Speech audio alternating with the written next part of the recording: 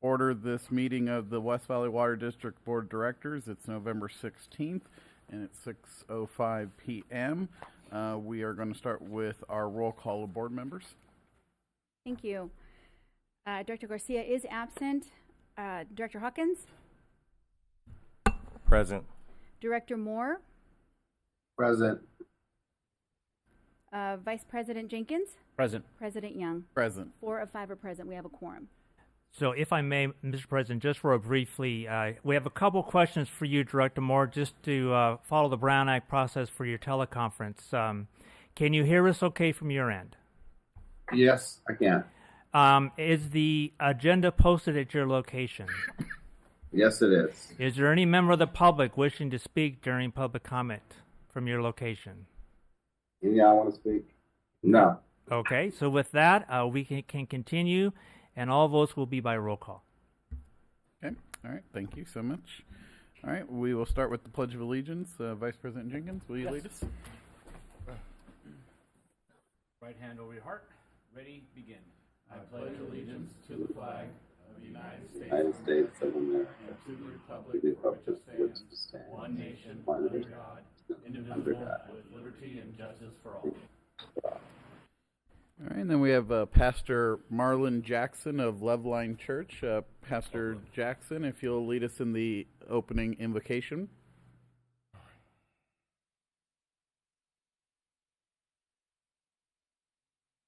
Can you hear me now? Yes, yes. Okay. Good evening to the West Valley Water District Board of Directors and Board Secretary. I'd like to say thank you to the board for letting Loveland play a small but important part in your meeting today. So I'd like to say good evening, and also to my colleague in ministry, Pastor Kelvin Moore. Let us pray. Dear God, we come before you today on behalf of this meeting that has been scheduled for the West Valley Water District Board of Directors as they discuss important matters concerning water, distribution of water throughout the cities they serve. I pray that you give them wisdom and direction and guidance and allow them to make decisions that will help the cities they serve and the people of those cities, Father. We thank you for those that are on this board and serve faithfully. We pray for them now as they make these decisions. In Jesus' name, amen. Amen. Thank you so much. You're welcome. All right. Before we go into closed session, we're going to do a brief public session, and we are going to allow, we do have some comments for open session items as well. So I'm going to go. I'm just going to read this briefly. Members of the public may participate and give public comment in one of 4 ways: in person at West Valley Water District's Administrative Boardroom, by filling out a public comment card and submitting it to the board secretary prior to the start of public comment period; via telephone by calling the following number, access code 888-475-4499, code 840-293-7790, via Zoom with access code 840-293-7790, or via email at administration@wvwd.org. We do have 3 members of the public that have requested to give public comment. The first is Demetrius Glass. All right. Demetrius? Okay, we're on. Well, good afternoon, good evening, everybody. My name is Demetrius Glass. Basically, I'm a product of the IE Works program. Most of you know about that program. Hawkins, you know about it. Basically, I've grown into the position of the company, and what I really want to say is thank you for the opportunity. You allow me the chance to grow in the community and be an asset, a true asset to the company, and it's gradually showing every day. And what I really want to thank you guys for is the fact that your hard work behind the scenes, getting a contract done that you've been fighting so diligently hard for us as employees, and just want to thank y'all a lot. Can't imagine the stuff y'all go through behind the scenes. Excuse me. But I recognize it, and that's one thing for a fact, and it keeps me working hard for you guys each and every day, and I really appreciate it. I really do from the bottom of my heart. Keep up the good work. Appreciate you guys, and it's really a pleasure working here. That's for sure. Thank you. All right. Thank you so much. Thank you. All right. Thank you. Next is Albert H.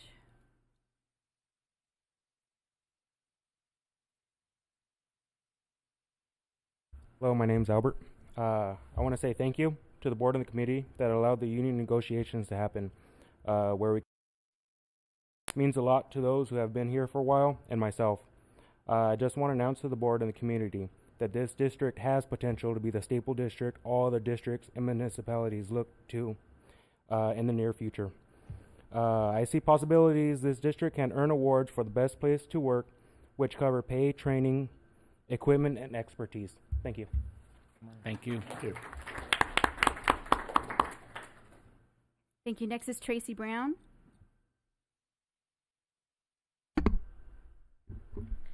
Good evening, members of the board. My name is Tracy Brown. I am the shop steward here at the West Valley Water District. As my fellow employees have said, we would like to thank you guys for all of the time and effort put in the negotiations.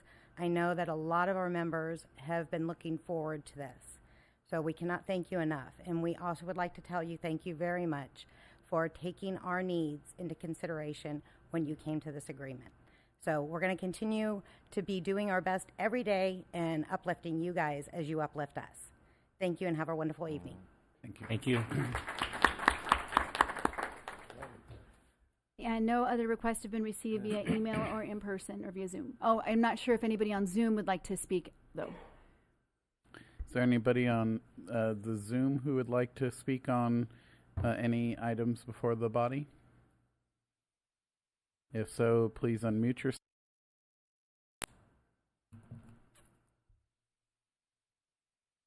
Okay, well, with that, we will go ahead and close public participation, and I think I'll just speak on behalf of my fellow board members that we do appreciate all the wonderful staff here at West Valley. You all make us very proud, and we're glad to be where we are here tonight. So thank you so much for coming out, and we will adjourn into closed session. Thank you. Thank you.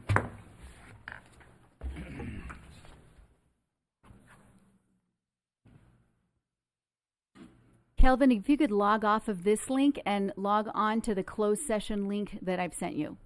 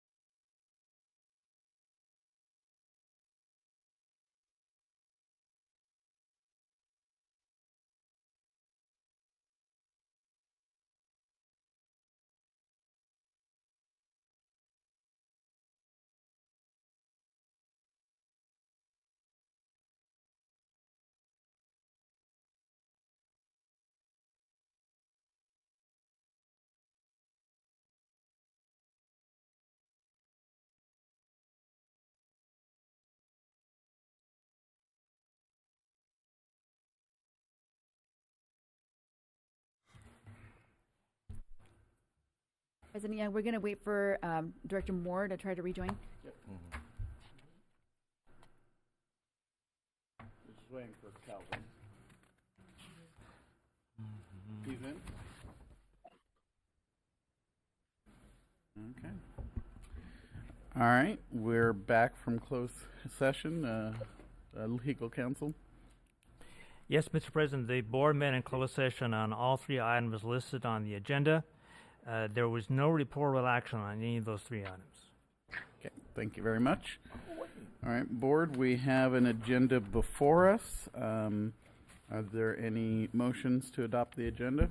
I motion that we adopt the agenda as written before us. Okay, we have a first. Do we have a second? I'll second. Yeah, second by Calvin. All right. Thank you. I'll take a roll call vote. Director Garcia is absent. Director Hawkins? Present. Thank you. Director Moore? Yes. Yes. Yes. Yes. I mean, yes. Thank yes, you. I was excited by the news. Director Moore? Yes. Vice President Jenkins? Yes. President Young? Yes. Thank you. That passes 4-0-1. Okay. All right. Now we have public participation. Again. No. You can just call for any public comment at this time. We've received no request to give further public comment. I don't know if anybody on the Zoom. All right. Is there anyone on the Zoom who would like to address the body at this time? If so, please unmute yourself or raise the hand icon. All right. Seeing none, we'll go ahead and close public participation, and that'll take us to presentations. Yes, thank you, Mr. President. A request had been made for the board to receive an update on the Proposition 218 process for the potential adjustment of rates in the future. This is a presentation on the process, which can be complicated and which changes with various court interpretations. So this is a good time to get a update on what the Proposition 218 process would be, which applies if in the future the water district wishes to consider a rate adjustment for water service. My colleague Lutfi Karuf is zooming in. Lutfi is one of the 2 preeminent Proposition 218 rates and charges experts in the state, quite frankly, in terms of dealing with this issue and helping clients through rate studies and the actual consideration of rate adjustments. So he's going to go over a brief presentation about where the Proposition 218 process stands, which I think will be good for the board and the public to understand what the process will involve when you get to that point. So Lutfi, thank you for joining us. Thank you, Jeff, and good evening, members of the board. Thank you for having me today. I do have a short PowerPoint presentation, and I'm wondering, should I be sharing my screen or the PowerPoint has been incorporated into the presentation you see on Zoom, so you just need to say next slide and it'll come up. Okay, so can you go ahead and get that loaded up? Thank you. All right, so you can actually thank you. So just by way of introduction, my name is Lutfi Karuf. I work, as Jeff mentioned, with pretty much all of our public agency clients, on issues relating to rate setting under Proposition 218. So what is Proposition 218? Very generally, Proposition 218 is a body of law that's part of our California Constitution, and it governs the procedure for adopting new or increasing existing property-related fees and charges. Overall, Proposition 218 recognizes that when an agency goes out to set rates, for example, for water service, it's based on assumptions and projections. But Proposition 218's intent is to govern exactly how we use those projections and assumptions, how we gather data to establish rates. Next slide, please.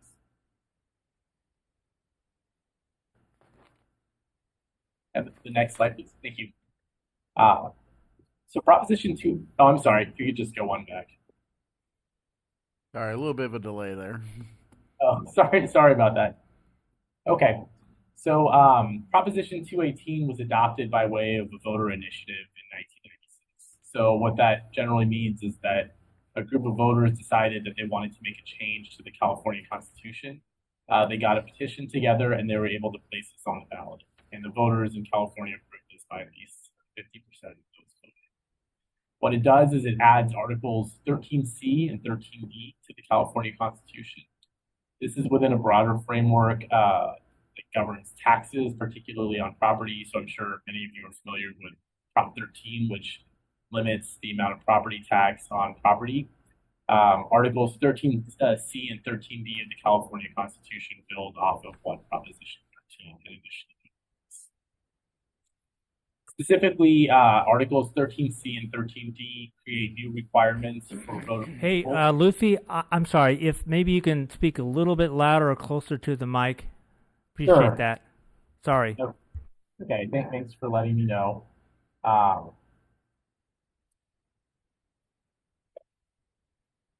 So, does this sound a little bit better? Yes, thanks. Okay. So, Articles 13C and 13D establish various rules for adopting different types of taxes that require voter approval. It also establishes the procedures and substantive requirements for adopting property-related fees. And these include fees for the provision of water, sewer, and solid waste service. Next slide, please. So from a procedural perspective, Proposition 218 requires any public agency wishing to adopt new or increase existing property-related fees to first hold a public hearing. And prior to holding the public hearing, the agency must mail notice to all impact property owners and customers of record at least 45 days in advance. So what that means is that you have to get basically a list from the county that gives you information as to who the actual owner of each parcel that you serve is, as well as getting a list of tenants that are actual customers of the agency. So they have an account with the district. 45 days prior to the public notice, at least, the public hearing, that notice must be mailed to each of these people. At the time of the public hearing, members of the public will have the opportunity to submit written protests. And if written protests are submitted by at least 50% of the owners of separate parcels, then the district will be prohibited from moving forward with the rate increase. Next slide, please.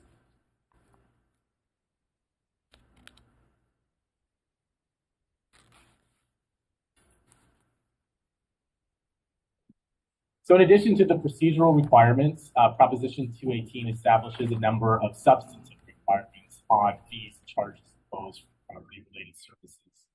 And generally speaking, this is kind of where the rubber hits the road. This is where a lot of the work comes into play when it comes to establishing rates. So there are five requirements applicable to any property-related fee. The first and the third are somewhat related. Generally, you can't charge more than you need, so you have to figure out what your total cost of service is, and you can't recover more money. Building on that, the way that you actually allocate those costs to an individual property owner has to be proportional to their cost of service. So you have to look at the unique characteristics of each property owner or type of property owner and establish rates that fairly allocate the costs to them based on the demand they place.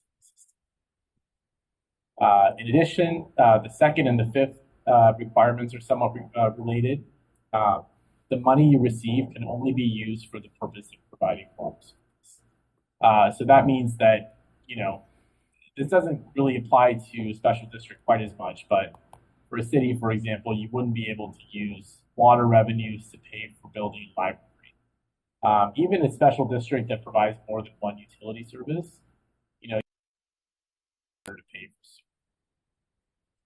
And finally, you can only charge parcels that are actually using the service. So that means basically that it's a parcel that's connected. Next slide, please. So one of the most important things that Proposition 218 did is it shifted the burden of so in kind of non-legal talk, what that means is that before Proposition 218 was in place, if somebody didn't like your rates, hey, Luffy, you're still cutting out. Maybe turn off your video. Maybe that would help. okay, Let's try that. all right, is this any better? Hopefully. Yeah, Okay. you were going pretty good, but every once in a while we would lose a word or Yeah. two. Oh, okay. Sorry about that. Thanks for letting me know. So again, one of the most important things that Proposition 218 did is it shifted the burden of proof. So what that means is, prior to Proposition 218, if a ratepayer had an issue with the rates, they pretty much had to prove that, the board acted arbitrarily, capriciously, or in a discriminatory manner.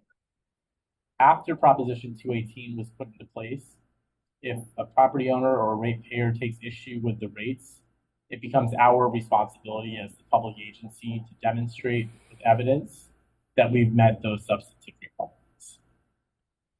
So I want to talk through a couple examples of how these things have kind of shaken out. So the first case I want to talk about is the City of Palmdale versus the Palmdale Water District. In this case, the Palmdale Water District had adopted a rate structure that included tiers based on budgets for some customers and based on just an allocation for others. They hired a rate consultant. The rate consultant put together what they proposed to be a fair allocation of costs. And then the board, without providing kind of an evidentiary basis, determined to reallocate those costs in some manner. The city was an irrigation customer. It felt that the costs were unfairly allocated to irrigation customers, and it brought a challenge to the rates, saying that they did not meet the proportionality requirements of Proposition 218. Next slide, please. So in that case, the court said, hey, there's nothing wrong with this rate structure in theory. You can establish tiered rates. You can do them based on budgets. You can do them based on just an allocation of water. But the problem is that you have to show your work. So it's not enough to just put forward a rate structure. It's incumbent upon the public agency imposing those rates to say, hey, this is how we got the evidence that supports our allocation. So in that case, the rates were stricken down as violating Prop 218 because the agency could not produce sufficient evidence to show that they complied. Next slide, please.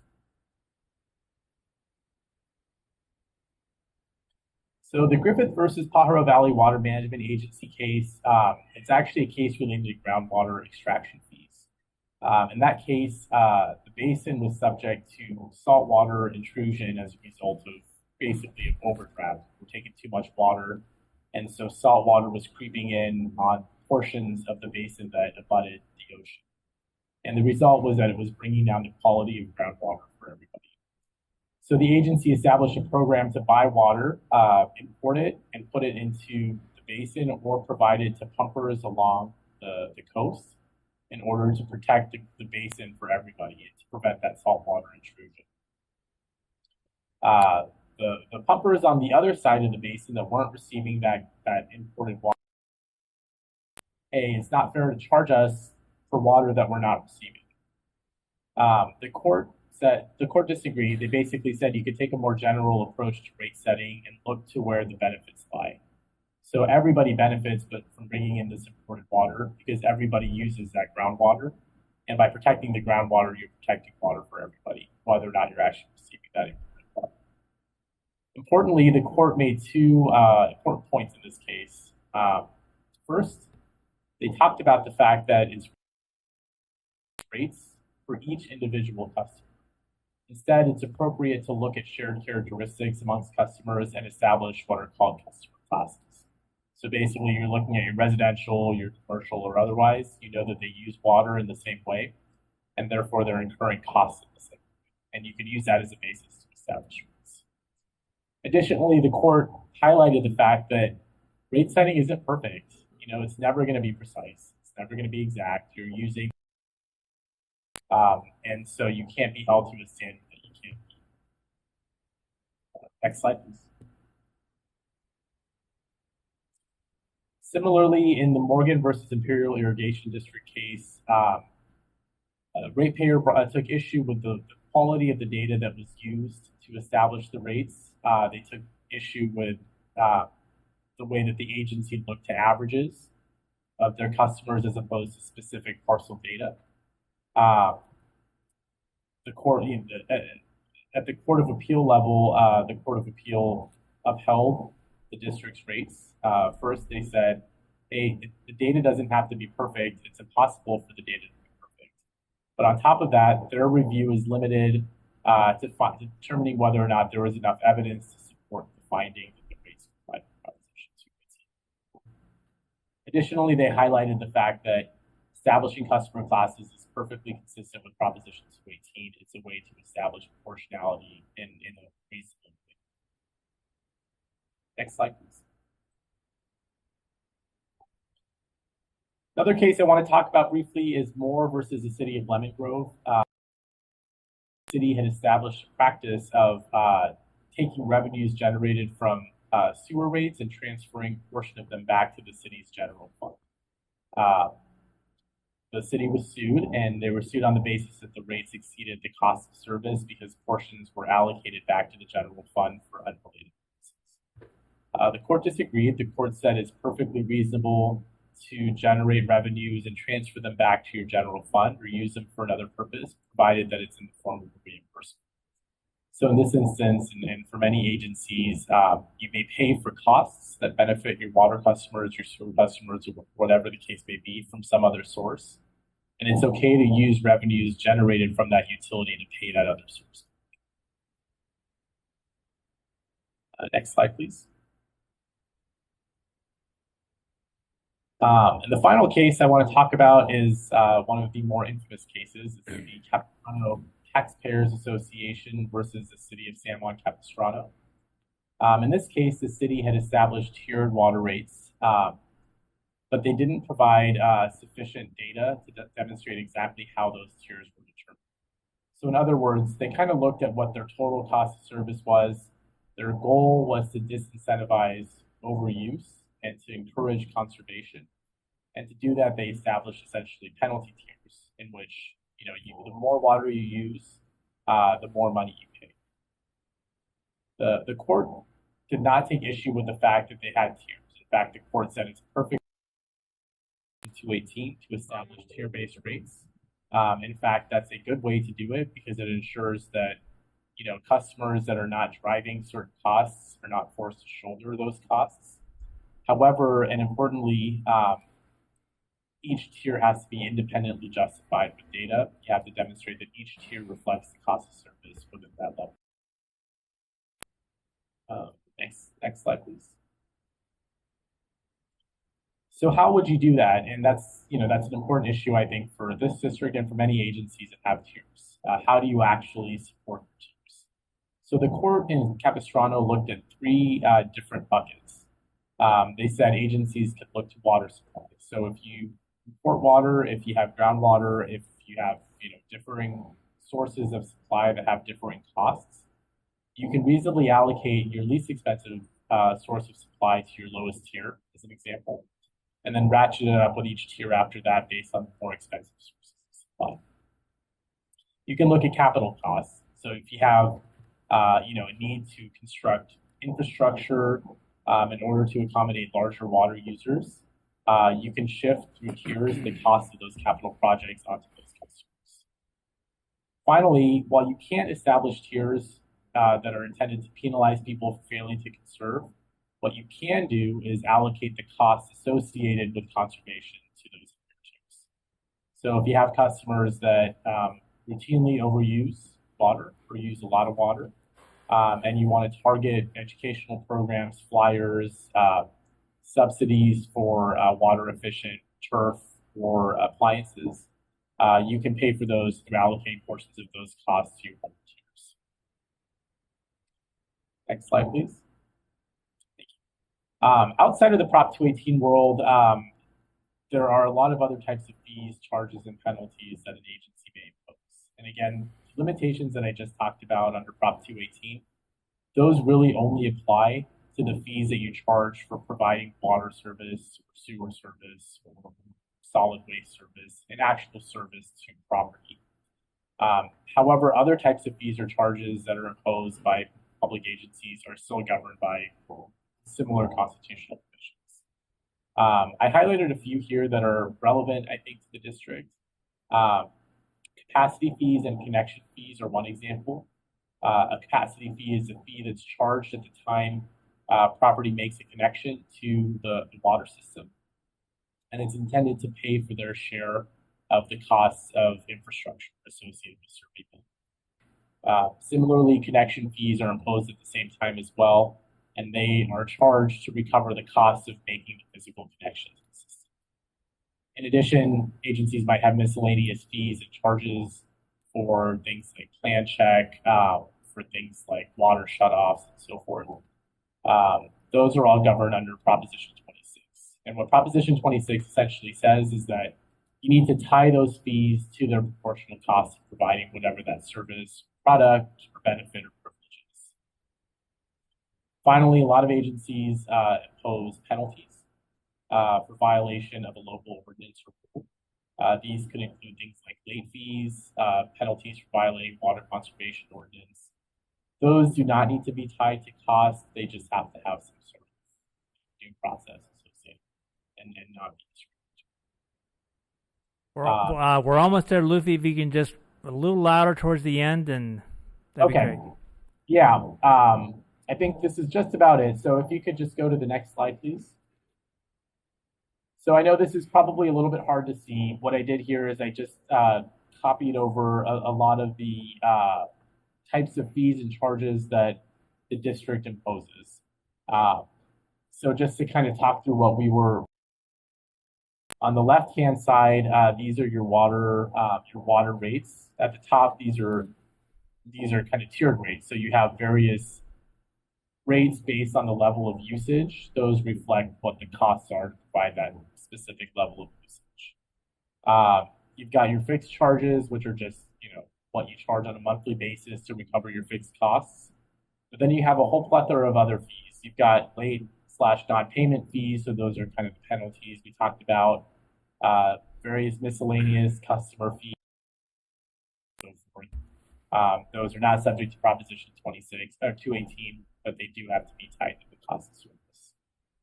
I'm not going to go through all the fees here, but happy to talk to any specific questions you might have on that, or anything else that I can add today. Next slide, please. So with that, I'm happy to address any questions either now or happy to also respond. All right. Thank you so much, Lutfi. We really appreciate it. Does anyone have any questions at this time? I have no questions. Yeah? Well, first of all, thank you, Lutfi, for putting together this. Obviously, you're well versed in the history and the seminal cases that impact this area of the law. I guess I don't know if we're prepared to talk about it at this time. I guess just as far as process-wise, I think it was great that we got some background and context this evening. And so at some point in the future, to kind of look at the requirements and timing and process and things of that nature would be good. It's not to respond this evening with any of that, but I appreciate the background. Informational. Yeah. Yeah. Kelly, for Lutfi? Can you hear me? Yes. Yeah, great presentation, and I like the like Channing said, that's great information to have. And it's really nice to kind of, even if we can do what we can to kind of educate our ratepayers. So if or when we do have to raise costs, they would totally understand and know what it's about. So that's a great way to keep us first, but also to keep our constituents first. Okay. All right. Well, thank you so much for joining us this evening. Yes. Thanks for having us. Thank you. All right. Have a great evening. Okay, so we'll move on to the consent calendar. So, board, tonight we have one item on the consent calendar. If there's no discussion, we can entertain a motion to adopt the consent calendar. I motion that we adopt the consent calendar. Okay, we have a first. Do we have a second? Second. Okay, we have a first and a second. Second A from who? second by Channing. Oh, thank you. And Thank go ahead and call the roll. Thank you. Director Hawkins? Yes. Director Moore? Yes. Vice President Jenkins? Yes. President Young? Yes. That passes 401. Thank you. Okay. All right, and that takes us now to business items. So we have the first business item is the labor agreement. So, John, you know, lead us off. Labor agreement. Haiti, can you bring this forward, please? Sure. Okay, so we're proud to announce that we came to an agreement with our union. It was a very great negotiation session. We learned a lot, and we came to an agreement with most of the proposals that they put on the table. So before you tonight, we have the memorandum of understanding for your execution, the updated salary schedule, and a listing in the staff report in terms of what the major terms of the agreement were. And I don't know if you want me to read them into the record or just the staff report is fine. No, I don't think that's necessary. It's in the packet. It's in the package. Okay. Right, and so if the board wishes to approve, there's a resolution to do so, which will make that connection. Yeah. Yeah. Okay. Did anyone have any questions for Haiti? Haiti, I only have one question, please. Yes. On our the MOU and the current rates, there's also still to follow is the classification compensation, or is that? Yes, so they have a section in their if you adopt the MOU tonight, a reopener. So when the class and comp study is complete, we have up through March 1st, I believe, to reopen that discussion. Okay, excellent. Thank you. Okay. Any other questions? I'll just thank you, Haiti, and thank you, John, Bill, Oliver, and all the wonderful staff as well. I know these are always kind of a lot of back and forth, but it seems like we arrived at a wonderful place, and I'm very happy that we'll be adopting this here momentarily. But I did want to thank all the hard work that staff and management and everybody put into this. This is your guys' place, and we're just a small part of that. But I've been really pleased at the very good dialogue that I've seen throughout these negotiations. So if there's no other comments, I'll entertain a motion, gentlemen. I motion that we adopt as presented. We have a first. Do we have a second? I'll second. Okay, second by Director Moore. And no discussion? Okay, all right. Thank you. Roll call vote. Director Hawkins? Yes. Director Moore? Yes. Vice President Jenkins? Yes. And President Young? Yes. That passes 401. Thank you. All right. Thank you very much. All right. Item 3, and I think you had already kind of touched on it. I don't know if there's any more you want to add. This was just for the non-represented. There's a resolution that speaks to the actions. So if you approve that tonight, it'll go into effect as well. The same salary schedule applies as well. Okay. All right. Board, any questions? If not, we can entertain the motion. I motion that we adopt the number 3 item, non-represented salary increases. Okay. Do we have a second? Second. I'll second. Director Hawkins. Director got there Hawkins, first. yes, thank you. I'll take a roll call vote. Director Hawkins? Yes. Director Moore? Yes. Vice President Jenkins? Yes. President Young? Yes. That passes 401. Thank you. All right. Excellent. Item number 4. Haiti, can you take us through this item as well? Sure. So this item was taken to our HR committee for discussion, and the proposal from the general manager and the team is to restructure your public outreach and governmental affairs department. And what that is your public affairs department currently.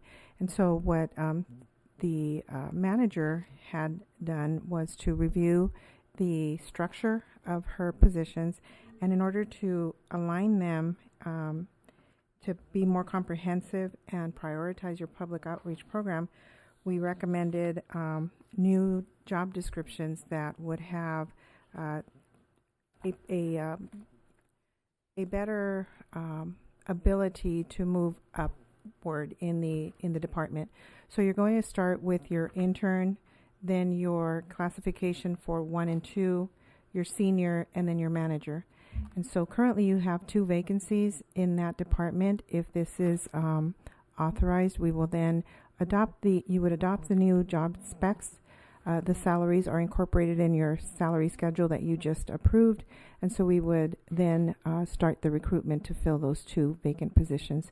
This is a great opportunity to, again, revamp that department and give opportunity for upward mobility for those that are interested in transitioning into public affairs.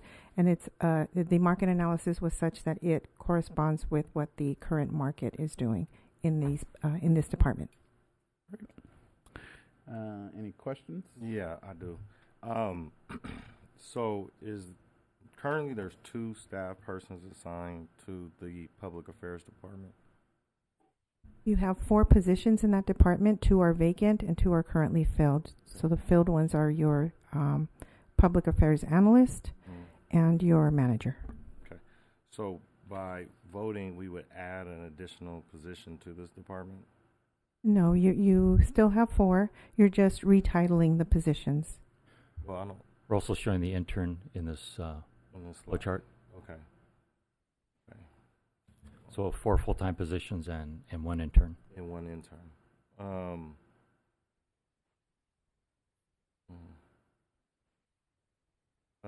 Do they currently have an intern in this? No, that position is vacant. That's vacant. And okay. They have a 1, 2, and then a senior person would be the new organization of this department. Right. What would be I don't know what the particular roles are for these positions. And is there further explanation of these roles, right? Socorro. So within the roles, the 1, 2, and senior, they overlap in the sense of they have a background in government affairs, public affairs, so they would assist each other. But overall, the 1 would be an AA degree, and then the 2 would be a bachelor's degree, and the senior would be more experience with a bachelor's degree. So give us that mobility up, but it would just be more experience in either public affairs, government affairs, outreach. Well, not so much qualifications. My question goes more to specific assignments that they would have to. What would they be doing? Because I don't know right now. I mean, what are they doing? What are we voting for these people to do? I'm looking at the descriptions in here, and I see. Within our department, we have an area of conservation, of public outreach, and government affairs. So within every representative, they would be tasked to a certain area, and they'll be the expertise in that area. So education, outreach, public affairs outreach, community outreach, government affairs. So I understand generally that's what the department does, but I'm trying to understand what these people do. I see as we fill the department that a different member would be an expert in a certain area, and the department would learn. The department will have the same. So a person, for example, the rep 1 would be an expert in education, handle education programs. But the whole department would be handling the programs. It's just that 1 person would be more focused on that area. So this will help us with if there's any anyone leaving the department, there wouldn't be that void. Everyone would know what is going on in the department. I understand what you're saying generally. Is there, do you have a plan or something so I could understand a little bit better what in filling these jobs, what we would get from it? I haven't seen kind of the game plan that goes along with it. If we were, dealing with the production department, we would know what we were getting. If we were dealing with some of these other departments, we would know exactly what they were doing, why they were doing it, what the role is on the org chart. And so is there like a game plan that corresponds and supports why we need this new structure?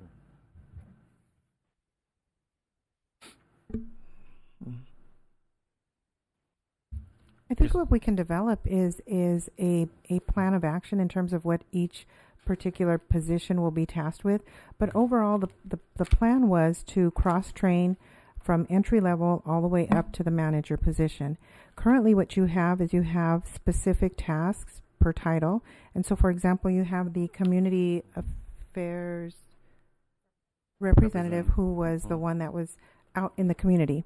Right. The entry level one and the 1 and 2 would be tasked with doing that, collaborating, and carrying out those functions again, because when an employee leaves, we're left with, if it's a standalone position and no one else is trained in that area, we have to start all over again. So the plan is to have backup, cross-training, and ensure that we have prepared staff when people either leave for reasons of retirement or other positions. So again, it's a plan that works. We'll work very diligent to ensure that the tasks are clearly defined, and there's a plan in place in the department so that growth and opportunity is again the end result of that department. And if I could just expand on that a little bit, I guess comparing our existing structure and job descriptions versus this proposed change, the new job descriptions, each position can really cover the entire scope of the department. You might have some expertise in public outreach or going out to schools or government affairs, but each one of these positions can cover the entire scope of public affairs and government affairs. So I think that's a real positive change, and we already talked about how these positions can grow over time. These job descriptions, each of these positions will be working on. So I think that is well covered. I think once we're nearly completing our strategic plan, as we really put the work plan behind that strategic plan, I think a lot of those details on what the goals of this department should be will come out.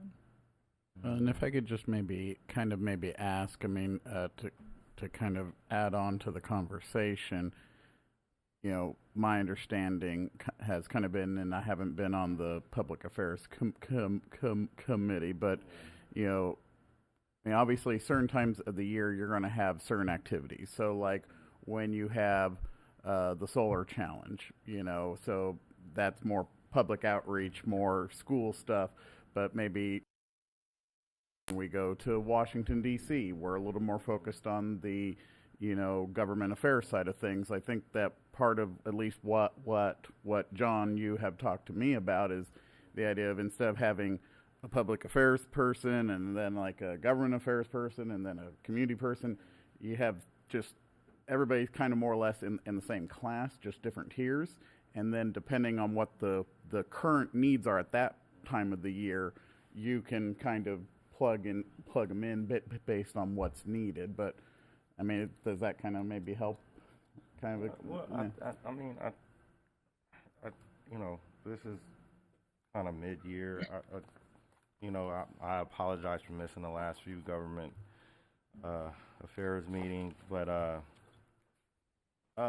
you know, these kind of changes without a coherent plan is kind of.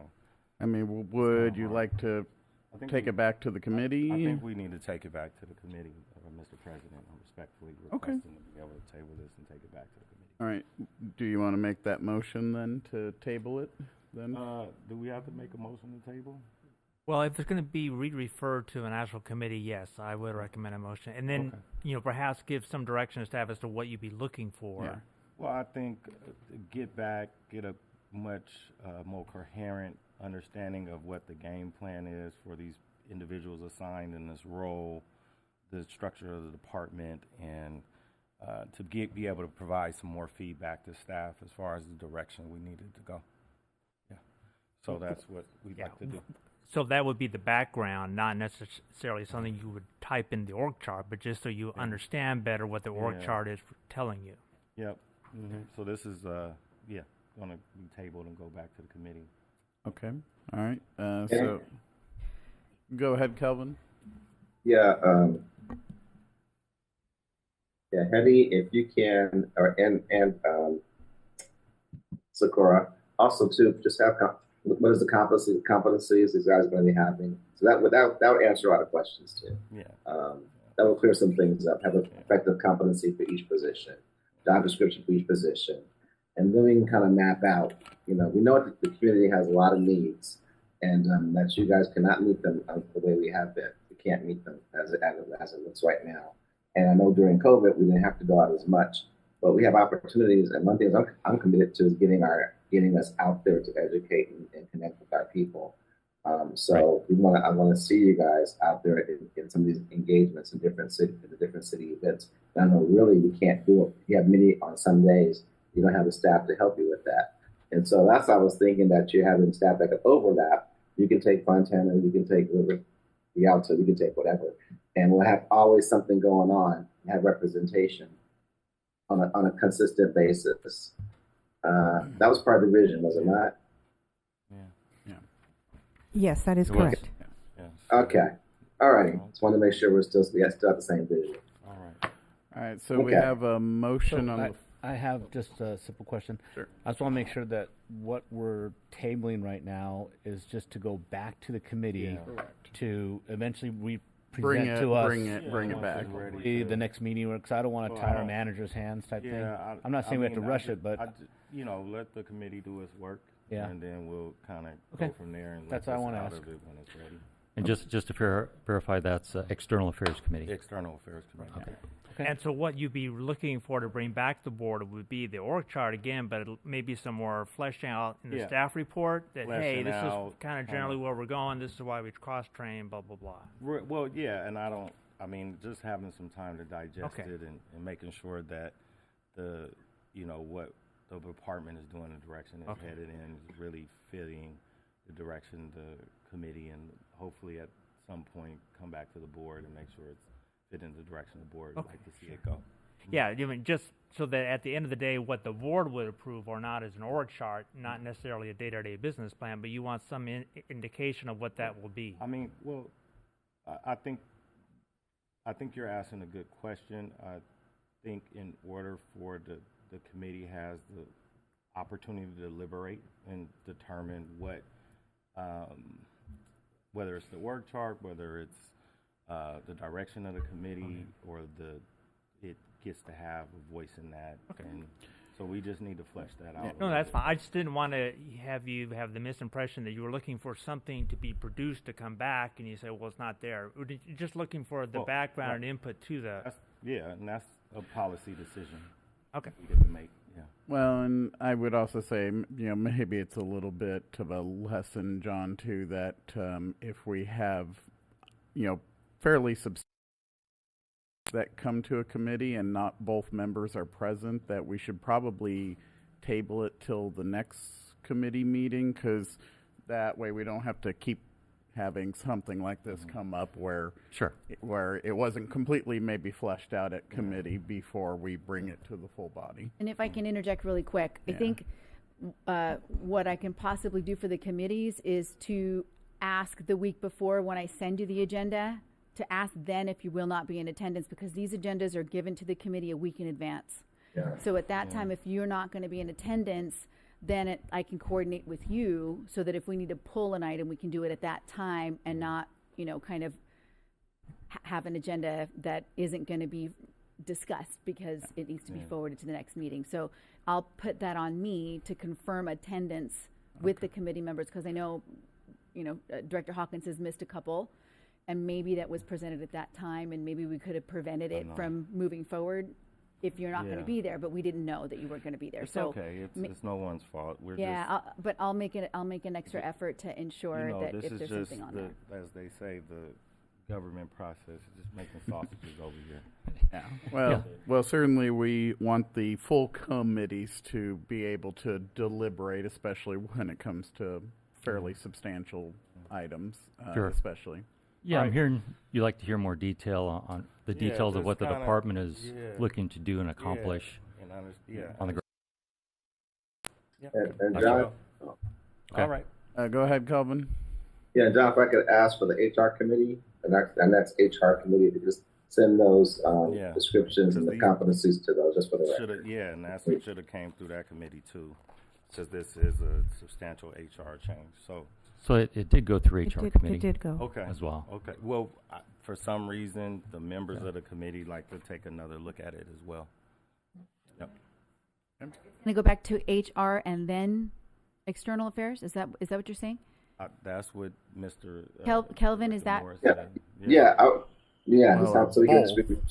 just review them. That's it. Yeah, we'd like to. Yeah. They would like to see it at both committees, essentially. Yeah. So, all right. Well, we have a motion on the floor. Do we have a second to table the item and send it back to committee? Second. You Oh, were I the made the first. motion. Yeah. I second. Okay. Go ahead and call the roll.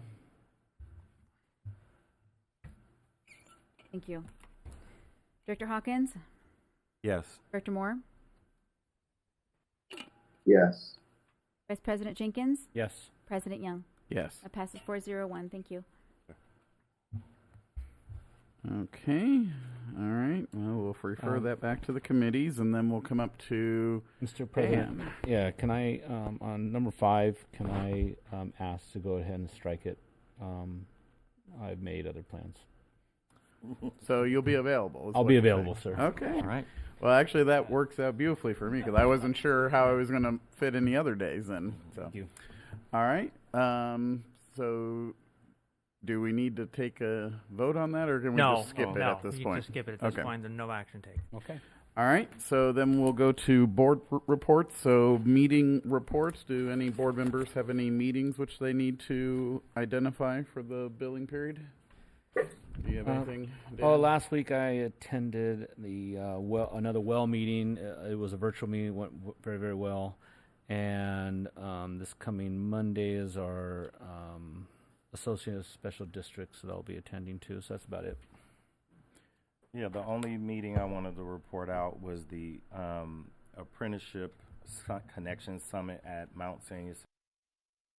Yesterday, it was held with representatives of the state of California, the workforce development boards of Riverside, as well as numerous employers throughout our region, stretching all the way from northern and Los Angeles area. It was well attended. There were a day long full of sessions, panels, and so forth. One of the highlights is I did get the opportunity to speak about water workforce and what we're doing with the program IE Works, particularly in light of it being a model program for the High Road Training Partnership and the expansion of the High Road Training Partnership, not just for water, but for other industries. One of the things that's critical for folks who, we in government and political discourse, we used to talk about the economy. And one of the things that's critical is labor participation rates. We have a looming crisis in our country that we have the retirement of the baby boomer generation that is looming, somehow kind of being delayed to some degree because folks got to work a little bit longer than they expected. But on the other opposite end of labor participation, we are looking at Generation Z, particularly, as well as millennial generation, their participation in highly skilled jobs. And how do we get there? How do we identify? How do we recruit, train, and place individuals? And so this conversation about apprenticeship and being able to have pathways for individuals to earn a good quality living without having to incur the debt or the time of college is an important conversation. As a matter of fact, I think the last 2 years, we've seen less freshmen enter college and universities throughout our country. And so we have to, particularly us here, have to figure out who's going to be the next set of water operators, who's going to be the next set of electricians, who is going to be programmers, for instance. Computer programs always was thought as a job, fancy folks that went to Stanford or MIT. But now, without having to go to college or especially one of those universities, you can become an Apple programmer.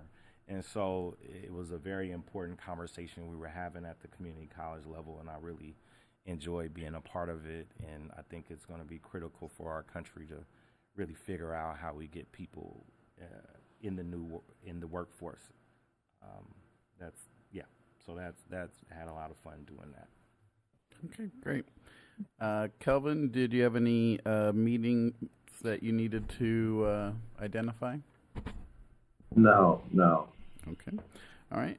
Any board members have any board committee reports at this time? I have a safety committee. Okay. We have a new cloud-based phone system, FortiVoice, that went live last Friday, the 13th. They had a few minor bugs and glitches that were experienced, but overall the process went smoothly. And this should bring us, this new system should bring us annual savings of about $18K, which I think is pretty good for us. And that was it. You know what? I wanted to make just a few things. One, I wanted to say happy birthday to Director Moore. It was last week, his birthday. I also wanted to say thank you to Jesse and Water Court. People don't think we read this director's report, but I read it every time when people don't know. Also, Linda Jandeski. They won't want to steal anything. Yeah, I'm like, you're stealing. I want to also thank Gilbert for being a hero. There we go. He was a hero in saving an electrical fire line that was creating danger out there in the community. And not everybody steps up when it's time, but some people got it in them to do that. And so thank you. It was in the report, deep in the report, too. It wasn't even on the first page. And there weren't really pictures, except for the umbrellas. One last thing I wanted to mention is our new website is scheduled to go live this Friday. All right. Well, is there any other board committee reports? I know. All right. If there's no more board committee reports, any other general comments? Oh, okay. I gave it all. Do you have anything? None for me. Kelvin, anything? No. All right. Yeah, briefly, I did kind of want to share a story of something that happened fairly recently. So I just spent a week actually back in Boston, Massachusetts, seeing that beautiful part of the country. And it was actually kind of interesting, too, because, we're coming up on the anniversary of when the Pilgrims landed in Plymouth. And so we went to Plymouth, but we stopped at a few places along the way because my family, because I come from a family of historians and genealogists, so we know a few things. We actually have ancestors who came across on the Mayflower. And so to actually get to see where they landed, and there's even a replica of the ship, which is tiny, by the way. I don't know how 105 people crammed in that thing.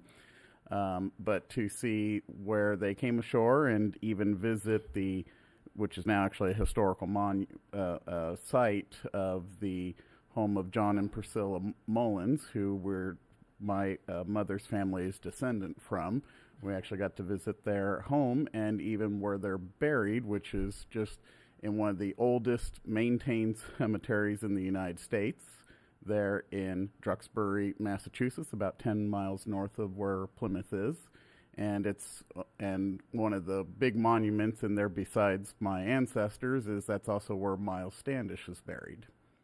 And so that was really neat. And then also just realizing that we're coming up on that anniversary and the fact that they came over in this little tiny boat in the middle of November and it was freezing cold.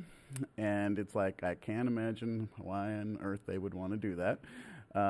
But, certainly as we come up on the first Thanksgiving here, out of that 105 colonists, only about 52 survived to the first Thanksgiving.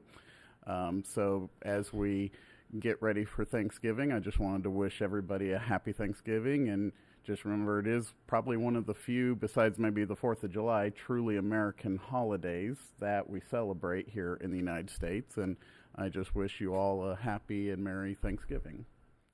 So with that, we'll go to the General Manager's report. Thank you, Mr. President. I've got some updates on staffing and recruitments and then some meeting reports. First, for Associate Engineer, our new engineer, Sean McNulty, started on Monday. GIS intern, 12 applicants have been invited to an interview on November 30th. For Executive Assistant, we had our second round of interviews last Monday, and we made a selection and an offer, which was accepted. So her projected start date is January 8th. For Assistant General Manager, we had surprise. It was in writing. It was in writing. It was in writing. I was like, we had a second round of interviews on November 9th for the top 3 candidates, and congratulations to Linda, who was selected as our next AGM. Well done, Linda, and really looking forward to this next chapter at the district. And as per our current personnel manual, this is an at-will contract position, and so I'm working with Jeff, and we anticipate that we'll have a contract in place for Linda to begin her new position early next month. For Customer Service Representative 1, we completed 7 interviews earlier today. Really 4 great interviews coming out of that. We expect to make an offer on Monday and then hold the other 3 on an eligibility list so we can keep them on a list. So if there's another opening in customer service over the next year, we have the option to pull from that list and avoid another recruitment process. So existing vacancies in public outreach and government affairs, we'll be bringing that item back to the committees and hope to bring that forward to back to the board in the near future. For finance manager, we have 4 internal applicants that applied, so that meets our minimum threshold of 3, so we can keep this. And Bill would like to keep that in internal recruitment. So we have interviews coming up on December 12th. For Water System Operator 3, that's in the Cross Connections department. This position has been vacant for quite a while. We've actually had 3 other recruitment efforts in the past that came up empty, and we think really probably the biggest issue with that was pay scale. So with this new MOU and a 7% increase, we feel like we're ready to give it another shot. So that should be posting next week. So great progress on recruitments and getting our team back to full strength. Just had a few meetings externally and internally I wanted to bring to the board. First, I joined board members and staff for the Southern California Water Coalition meeting that was held on November 2nd in Irvine. So I think it's always good to connect with what I'd say are really all of the major water players in Southern California that attend this meeting. So we rescheduled, board members could attend this, so I think that was a great idea. And also we saw many of our regional partners there as well. There were some awards presented, and I also thought a really impressive presentation from Anthony Rendon. He's a former Speaker of the State Assembly, and he also sponsored Prop 1 back in 2014. That was a $7.5 billion water bond. So a very interesting presentation from him. Internally, a couple things I just wanted to update the board on. First is we've developed a committee, and we've had team meetings to develop an Employee of the Month program. So this program kicked off last week, actually, at our all-hands meeting. And this committee is now accepting nominations from our staff, from their fellow team members to recognize excellence and outstanding work that meet or exceed our highest standards for service, value, and people.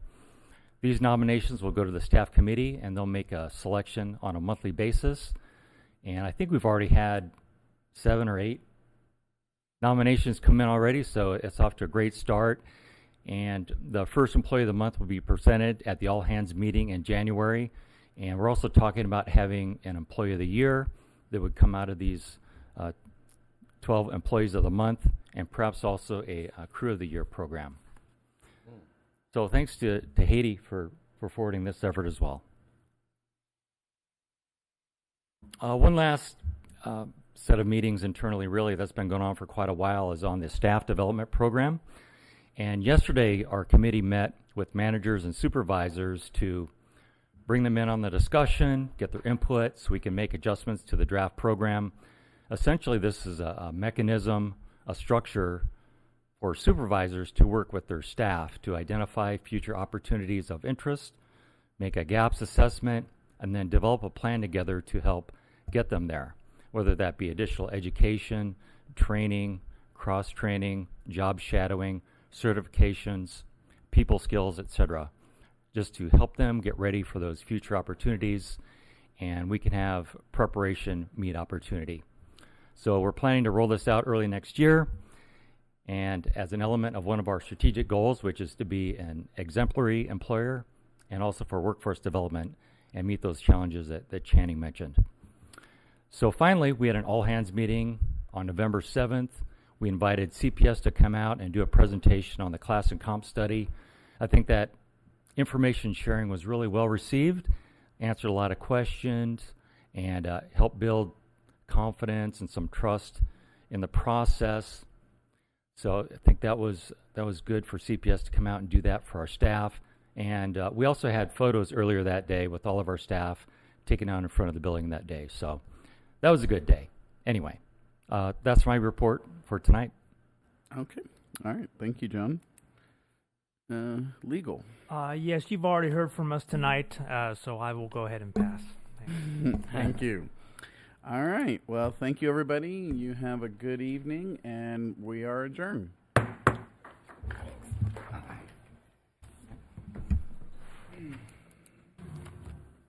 for coming, everybody. All right. Thank you.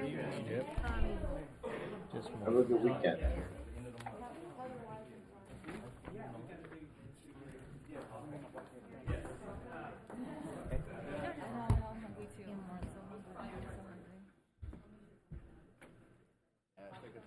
Thank you. Take care.